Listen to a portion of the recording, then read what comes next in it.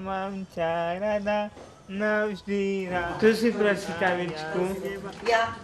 Dnes si už 24-ročný Milan môže spievať, je konečne v dobrej opatere. Mama sa ho vzdala hneď po narodení, skončil v detskom domove, no počase sa musel vrátiť do osady. Vlastná rodina ho však okrádala a správala sa k nemu hrubo. Byli ma spôsob na hlinenej dlažke, jedol som po míje, spal som so psami. Dostať sa z hlinenej chatrče mu pomohli sociálne pracovníčky. Ocitol sa v domove v Giraltovciach. Nie je bežným klientom, chce všetkým pomáhať, vzdeláva sa a nikdy nepovie nie.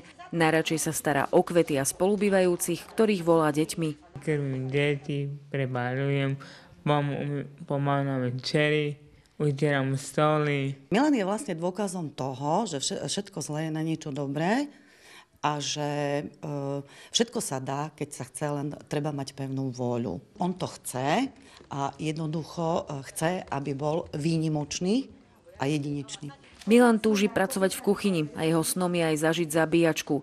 Ak mu jeho vytrvalosť vydrží, tak by aj napriek postihnutiu mohol raz opustiť Giraltovský domov. Milan skôr potrebuje pomoc pri tých administratívnych úkonoch. O 5 rokov bude schopný viesť nezávislý a slobodný život, mať svoju prácu i plácu a skutočne rozhodovať sám o sebe, o svojom živote.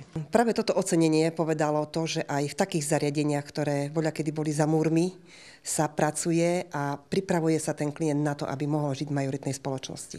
Milanova cesta za šťastím priniesla domovu aj finančný dar od organizátorov súťaže. Len včera sa viac ako 20 jeho kamarátov z domova vrátilo z rehabilitačného pobytu. Zariadenie im ho zaplatilo práve vďaka peňažnému daru. Diana Murziková, RTVS.